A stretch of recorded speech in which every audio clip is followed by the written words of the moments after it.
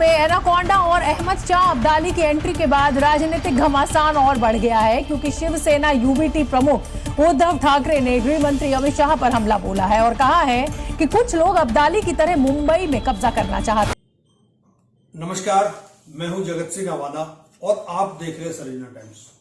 दोस्तों, जब चुनाव की बेला होती है, चुनाव की बेला में बहुत कम ऐसा देखने को मिला है, बहुत कम प्रदेशों में ऐसा देखने को मिला है कि जहां प्रत्याशी वोट मांगने जाए और उसका विरोध हो जाए, और ऐसे ऐसे नेताओं का विरोध हो जाए जो 4-4 बार के विधायक हैं। बिहार, मैं पहले भी कहता हूं, आज फिर बोल रहा हूं कि बिहार में राजनीतिक चेतना का प्रदेश है बिहार। वहां हर व्यक्ति राजनीतिक चेतना के साथ पैदा होता है। यही कारण है कि बीजेपी के कई बड़े नेता, जनता दल यूनाइटेड के कई बड़े नेता, क्योंकि इनका विरोध इसलिए हो रहा है कि पिछले 20 साल से चुनाव उसमें है, सत्ता में। इनका विरोध गांवों में, शहरों में और गलियों में किस तरह हो रहा है, ये पहले बिहार की कुछ झलकी आप देख लीजिए। जो बनाया है तो कहिए किसको, पीछे पे खाना भी उलट रहा है, ये सुधरवा लेगा। नहीं, दीपक का पावर ज्यादा है, हमरा खाली भगवे किलो गाय गाय हटाइए, भगाइए। हमारे खतियानी जमीन है, आप ही ना दिया तो जमीन का सर वहां बोलिए ना। मुख्यमंत्री विजय कुमार सिन्हा जहां भी जा रहे हैं वहीं विरोध हो रहा है। लोगों का कहना है कि विजय कुमार सिन्हा लखीसराय के 4 बार विधायक रहे, इसके बावजूद क्षेत्र में कोई विकास कार्य नहीं हुआ है। समय आ गया है, आपका इजाजत होगा तो मैं नामांकन। हाँ, अरे नीतीश कुमार जी भाषण दे रहे हैं और सब जानते नहीं तो।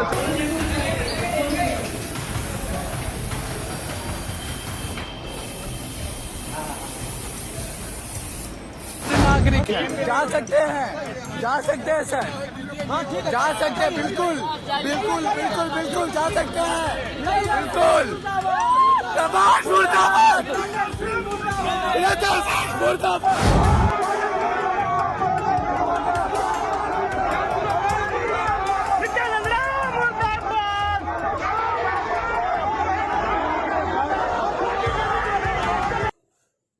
राहुल गांधी चुनाव आयोग को चेतावनी देते हैं कि आप सुधर जाइए, हम आएंगे तो बहुत गड़बड़ हो जाएगी, हम आएंगे तो एक एक चीज का आपसे बदला लेंगे, हम आएंगे तो आपकी बेईमानी का हिसाब पूरा करेंगे, हम आएंगे तो आपको जेल तक भिजवा देंगे।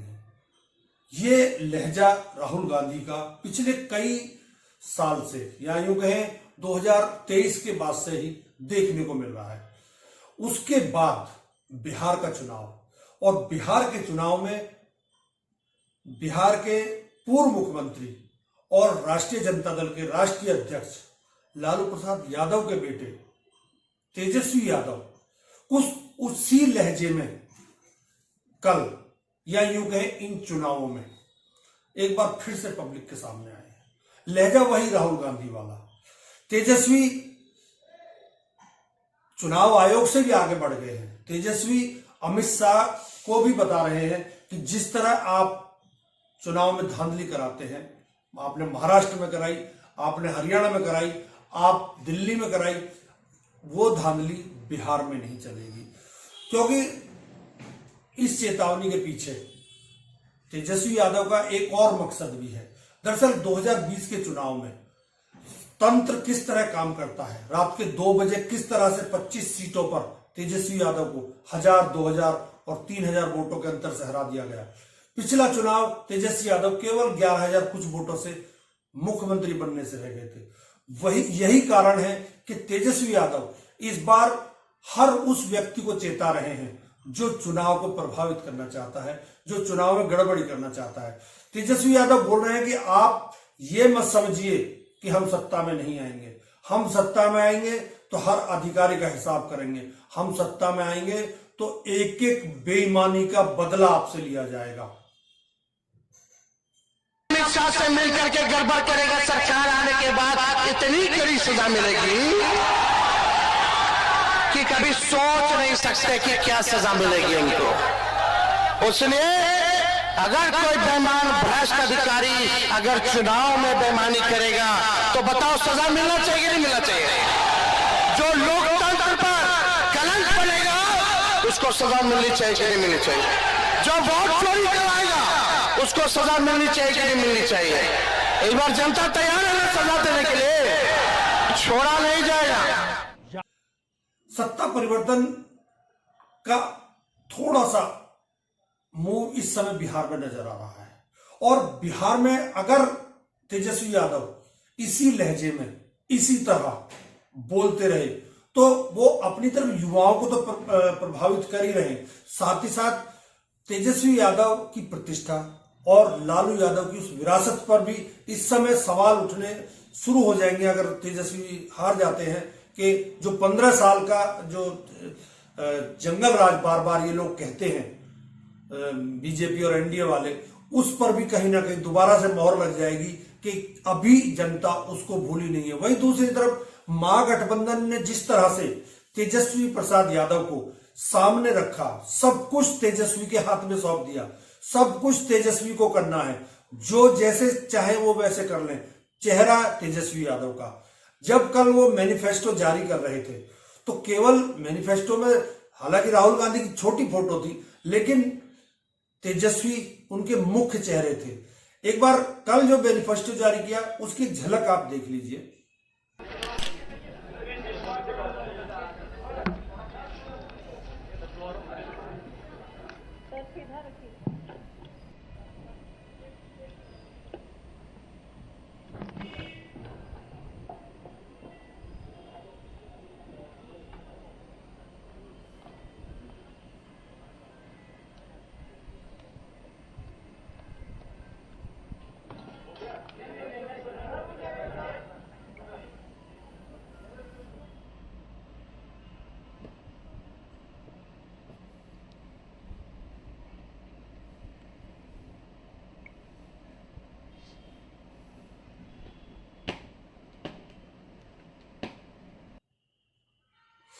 तेजस्वी प्रसाद ये भी जानते हैं कि उनके खिलाफ फाइल खुल चुकी है। तेजस्वी प्रसाद ये भी जानते हैं कि उसमें 10 तारीख को कुछ ना कुछ फैसला अमित शाह एंड कंपनी करवा ही देगी।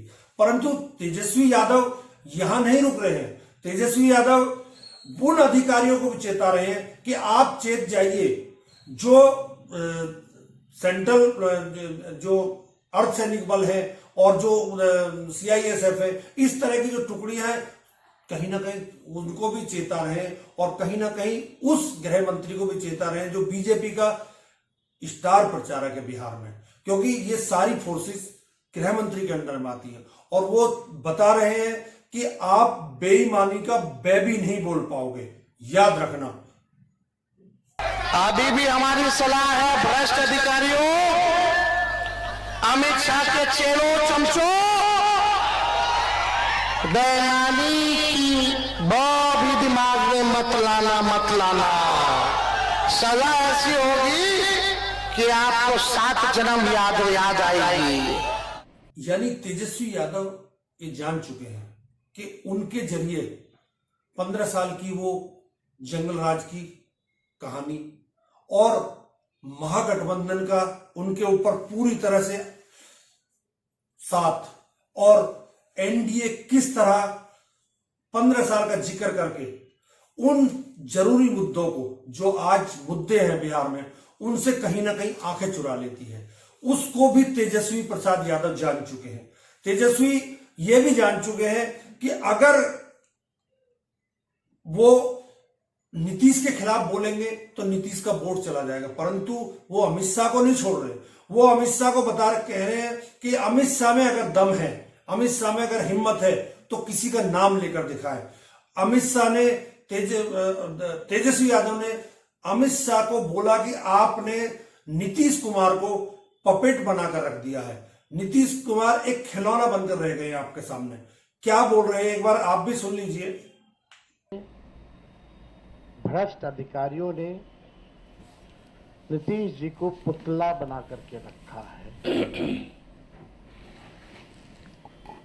आज हम सब लोग उनकी स्थिति को देख रहे हैं, किस रूप में भाजपा के लोगों ने केवल उनके चेहरे का जो है इस्तेमाल की जा रही है। जैसे पुतला होता है उसी हिसाब से उनको एनडीए में रखा गया है। और अमित शाह जी ने तो पहले ही कंफर्म कर दिया कि अब नीतीश कुमार जी बिहार के मुख्यमंत्री बनने नहीं जा रहे।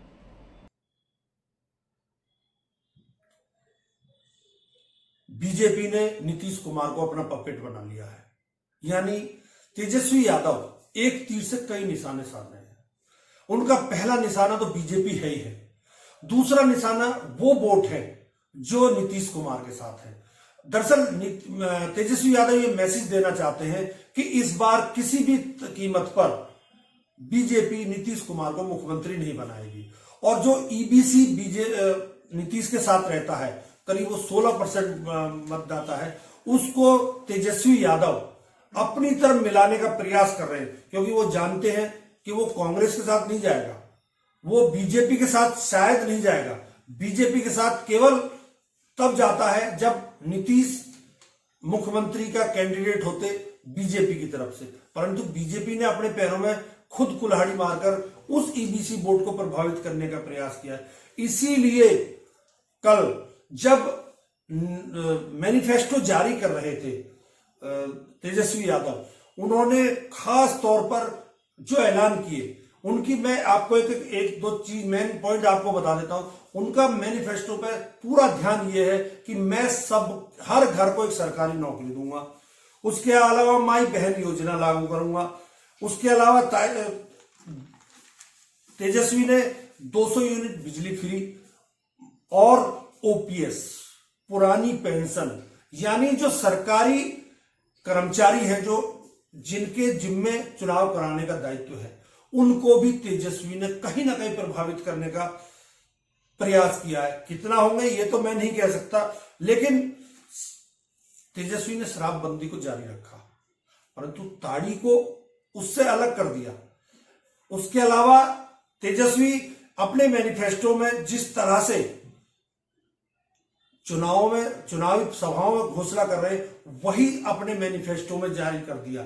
मैनिफेस्टो जारी करते हुए तेजस्वी ने यहां तक कहा कि मैं हर उस व्यक्ति को वो अधिकार दिलाऊंगा जिसका हकदार वो खुद है।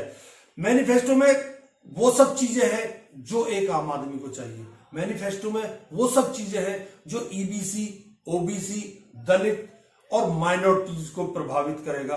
परंतु ये चुनौती जिस तरह से अमित शाह को चुनौती दे रहे हैं तेजस्वी प्रसाद यादव, तेजस्वी खुले मंच पर, किसी प्रेस कॉन्फ्रेंस में चुनौती नहीं दे रहे, खुले मंच पर अमित शाह को चुनौती दे रहे हैं कि मैं इस बार, अगर आपने जरासी सी भी बेईमानी करने, मैंने अभी आपको सुनवाया, बेईमानी करने का प्रयास किया तो उसका आपको हर हाल में दंड भुगतना पड़ेगा।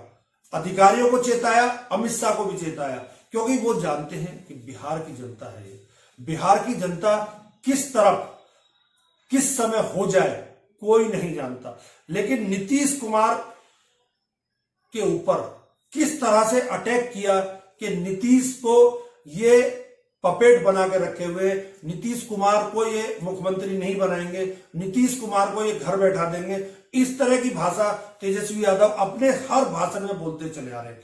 लेकिन क्या इसका असर हो रहा है? असर तब होगा जब तेजस्वी यादव ईबीसी को अपने साथ जोड़ ले, मुसलमान को अपने साथ जोड़ ले, क्योंकि आपको यह भी मैं बता देता हूं कि बिहार की जनसंख्या में करीब 16% ईबीसी है और करीब 19% दलित मतदाता है, जिस पर बीजेपी की भी नजर है।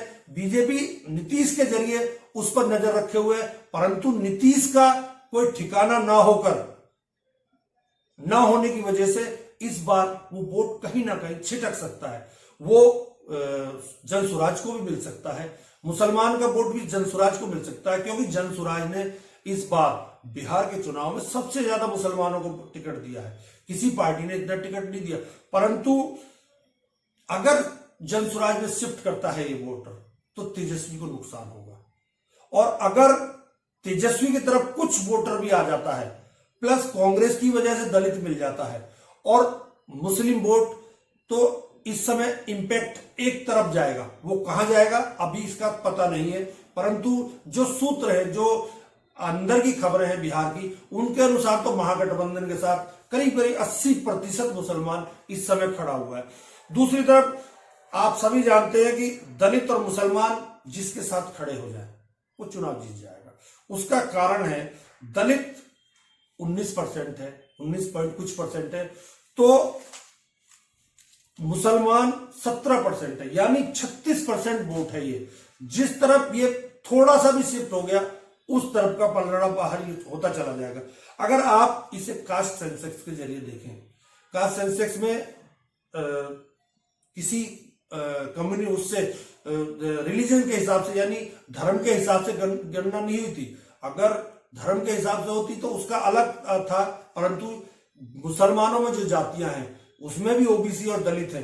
इसी तरह हिंदुओं में जिस तरह मुसलमान ओबीसी दलित स्वर्ण है, उनका अगर आप हिसाब लगाए तो उनमें सबसे ज्यादा ईबीसी यानी आर्थिक रूप से पिछड़े हुए जो व्यक्ति है बिहार में, वो करीब 36% निकले।